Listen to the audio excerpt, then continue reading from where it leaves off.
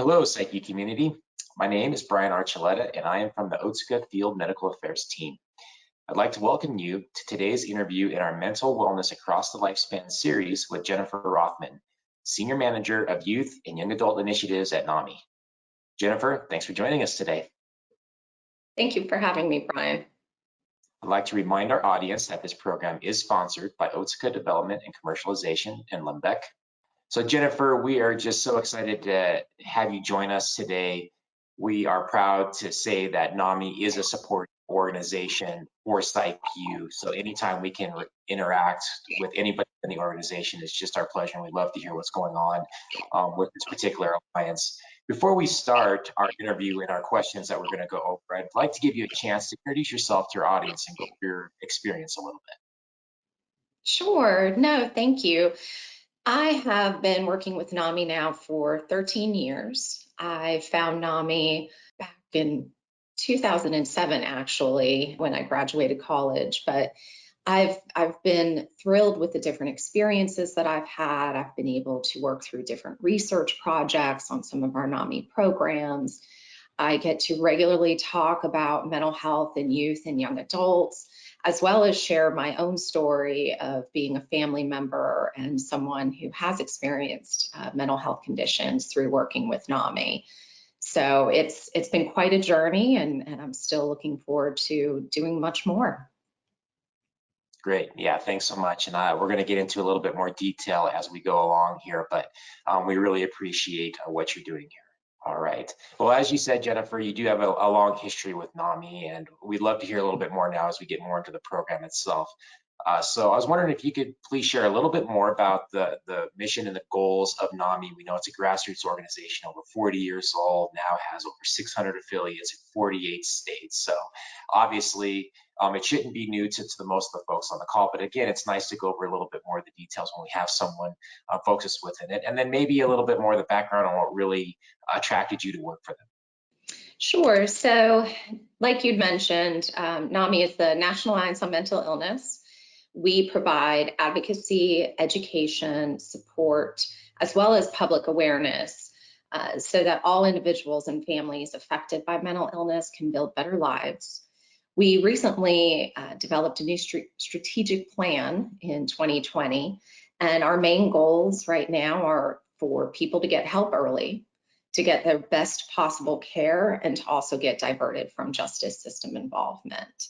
I will a little bit later talk a lot more about our resources and programs and what's available, but what really drew me to NAMI was, I had a friend who actually worked in the mental health field as well, and when I graduated from college with my bachelor's in psychology, I was really interested in actually being able to use it. So I got connected with our NAMI state office in North Carolina. I appreciated the mission and the work they were doing because I do have some very close family members who have struggled with mental health conditions.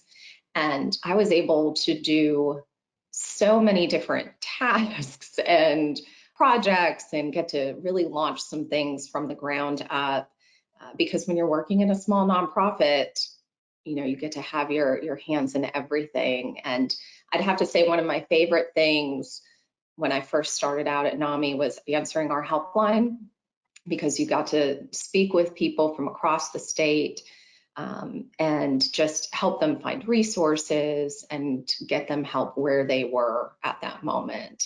So that's really what's attracted me to NAMI and has kept me with this organization through my career.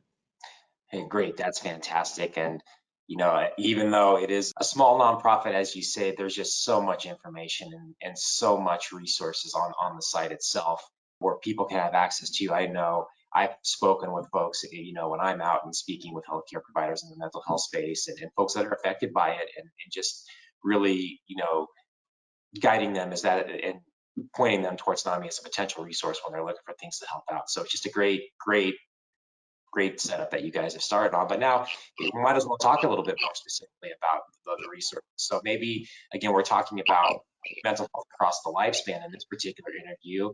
And as the senior manager of youth and young adult initiatives, maybe you could provide some of the resources that you have created in that regard.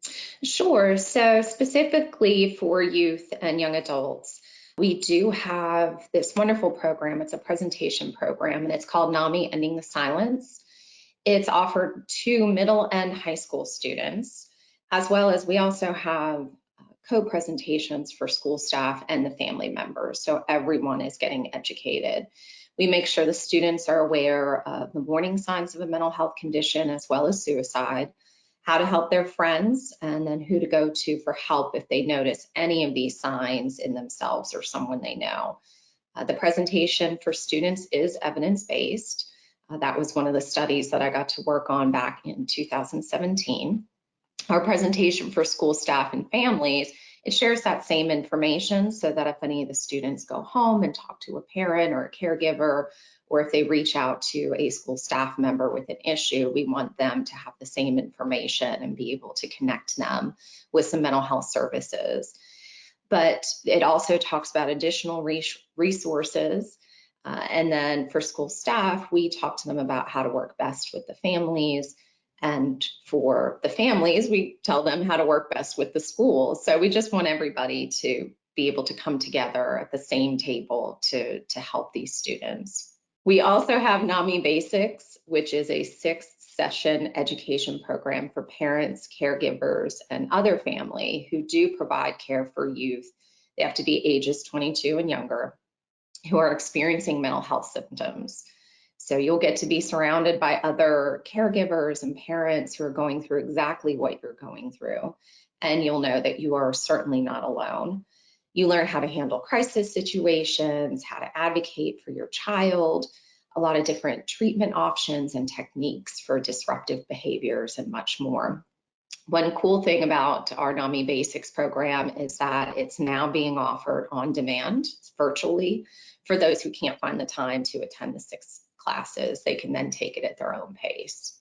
Wow, that's fantastic. And a little backup question on that. We know we've had some changes, in the past year. We're coming out over a year in the COVID pandemic. Are there any strategies at NAMI you guys have taken to kind of adjust to that when it comes to maybe some resources you're talking about?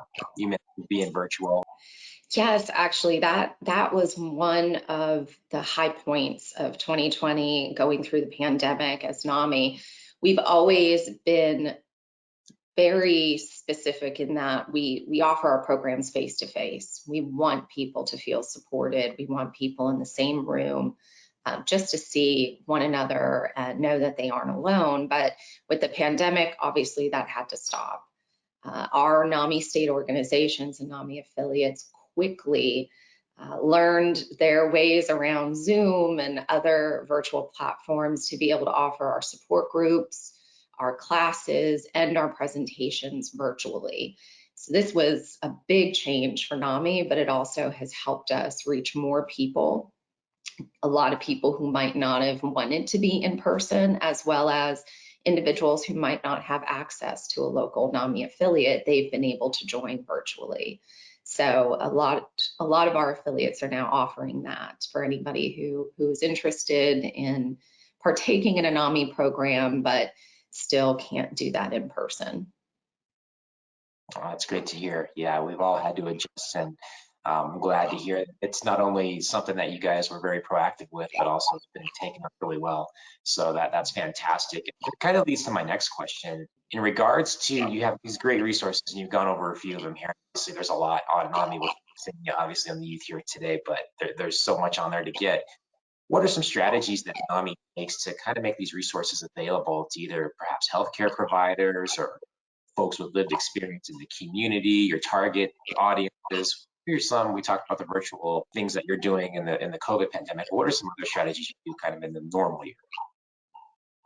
Sure. So, and speaking about healthcare providers, last year we were lucky to join the First Responders First initiative to support our frontline healthcare and public safety professionals. And it's called NAMI Frontline Wellness. So it's on our website, and you can navigate it to find all the information and resources you need that's actually specific to your profession. So you can find confidential and professional support, some peer support, techniques to build resilience, support for your family members, and then really just how to identify the signs of a potential mental health emergency. NAMI has really tried to make access to all these resources as easy as possible. So whether you find it on our website, whether you can get it directly from one of your local affiliates or our state offices, we want to make sure that it's getting into the hands of people who need it, especially in that moment. Our helpline has extended its hours till 8 p.m. Eastern Time. So you can access the helpline for referrals and resources. And also we have started text, which is a big step for NAMI, especially for our younger audience, since texting is really the new way of communication for many. Makes it a little bit easier to also share. But we're still offering, like I said, the programs virtually and in person. I know some of our states have started that back as well, but we really just getting the word out via social media, via our entire alliance, and whatever we can do on the website and making partnerships with other organizations and companies, just to let people know that we're here. Like many others, I found NAMI after I could have really used it as a daughter of a mother with a severe mental illness.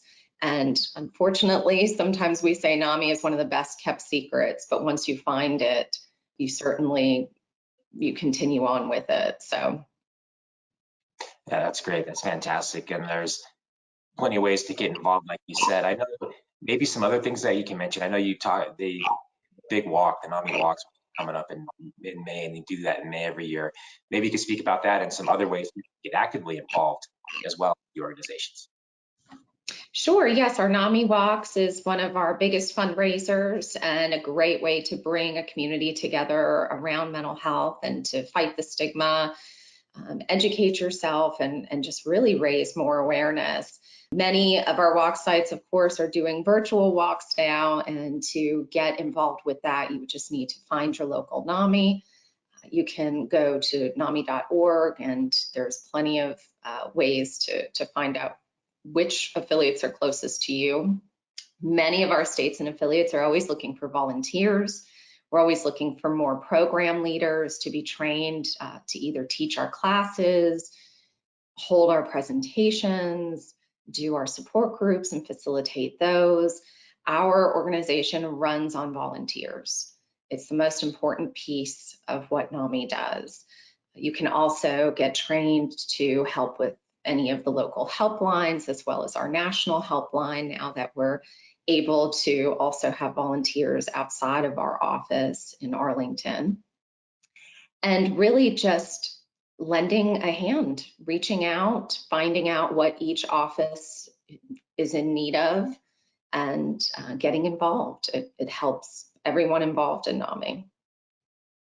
Fantastic. Hopefully that will give the audience some ideas what to do and where to go should they want to get involved. And as you said, once you're involved, I think you'll really be happy and enjoy what you're doing. So thanks for sharing that. So we're about to wrap up today. So again, I want to thank you for joining us and sharing all this information. I want to give you one last chance for any final thoughts about how you feel in regards to our initiative here with the mental wellness across the lifespan. Any final words you'd like to share? And we have here listed on this particular slide some of the programs you've spoken with and some of the programs you've been actively involved with, and you can certainly access these through our supporting organization page on PsychU. But any final thoughts for the audience?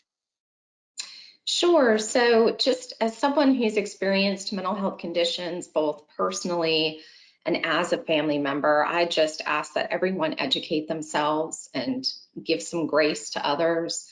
If you know someone who is struggling, or if you are struggling yourself, there's no shame in reaching out for help or offering to help someone else. Anyone who might be providing treatment or support, just remember the individual and work with them at their pace. Remember that they have family members as well, so involving them in the process is helpful. I think sometimes we're getting lost in the hustle and bustle of life, and we just don't take a lot of time to slow down and pay attention to those around us. So taking a moment and understanding where they might be coming from, and really just sitting down and lending an ear to someone who might be in need. With this pandemic especially, we're seeing more people who have never experienced a mental health symptom, and now they're finding that they might be feeling anxious or depressed, a lot of worry and stress. There seems to be a lot more conversations about mental health happening, and I just truly hope that this trend continues and that NAMI can continue to meet the needs of the community. Thank you so much, Jennifer, for sharing that wonderful information with our audience today. We'd like to thank our audience for attending today's installment of our Mental Wellness Across the Lifespan series, and hopefully you got some inspiration and some really good words of encouragement and potential ideas of where to go for some resources through NAMI. Again, as I mentioned just a little bit ago, we are a supportive organization. NAMI is a supporting organization of PsychU, so you can find more information to the links to NAMI by going to that page and clicking on the NAMI link, so please do that. We'd like to remind our members that PsychU is now available as an app on your mobile device, so please download PsychU to access all resources in one spot. Also, you can keep up to speed and on the go with all things PsychU, following us on Twitter or LinkedIn, or subscribing to our YouTube or podcast channels. And we also invite you to join the conversation in future PsychU webinars. So thank you again, Jennifer, for joining us today. Thank you for our PsychU audience for joining us, and we hope you all have a great day.